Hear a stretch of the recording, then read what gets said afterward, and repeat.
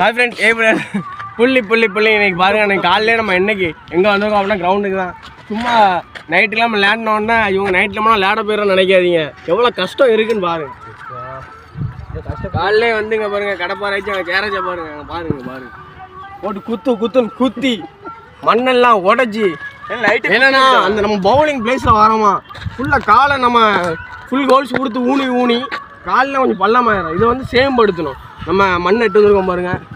இது வந்து நம்ம ஊரில் கிடைக்கிற களிமண். இது வேறு எங்கேயும் கிடைக்காது. எங்கள் வெளிநாட்டிலையும் கிடைக்காது, எங்கேயும் கிடைக்காது.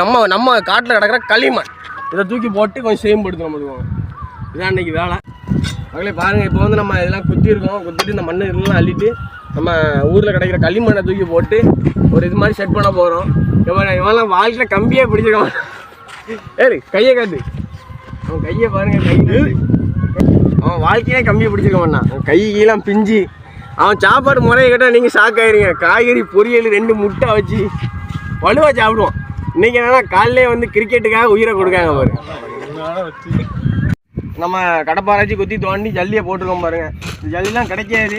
நம்ம குளத்துக்கிட்டே கிடைச்சதுனால நம்ம போட்டு அதுக்கப்புறம் பாருங்கள் மண்ணை எட்டு வந்தாச்சுங்க பாருங்கள். இந்த மண்ணை எங்கேயும் கிடைக்காது, நமக்கு நம்ம ஊரில் தான் கிடைக்கும். அதுக்கப்புறம் பாருங்கள் ஸ்பெஷல் இது வந்து என்னதுன்னா நார். எல்லோரும் மண் மூட்டையை கயிறை வச்சு கட்டுவீங்க. நம்ம பனையேறி கொஞ்சம் 2-3 பேர் நம்ம ஊரில் இருக்கிறதுனால நமக்கு நார் இதெல்லாம் கிடைக்கும். பார்த்துக்கோங்க. நாரை வச்சு கயிறை கட்டி அதுக்கப்புறம் பாருங்கள் தண்ணியை பாருங்கள். தண்ணி குளத்து தண்ணி எப்படி இருப்பான் மஞ்சள் நான் ஜம்முன்னு இருப்பான். ஊத்துறைக்கு அப்படியே பசன்னு ஜம்முன்னு இருப்பான். ரவுண்ட் எப்படி இருக்குன்னு பாருங்கள்.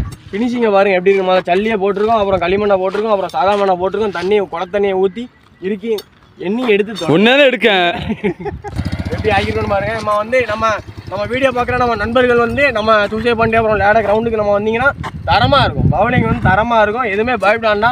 காலு பள்ளமாக இருக்குது, சுழிக்கிறோம், எந்த ஒரு இதுவும் உங்களுக்கு தொல்லையும் கிடையாது, எதுவும் கிடையாது. சம்மன் இருக்க விளையாட வாங்க. நம்ம நைட்டில் வேணால் விளையாடுவோம், என்ஜாய் பண்ணுவோம்.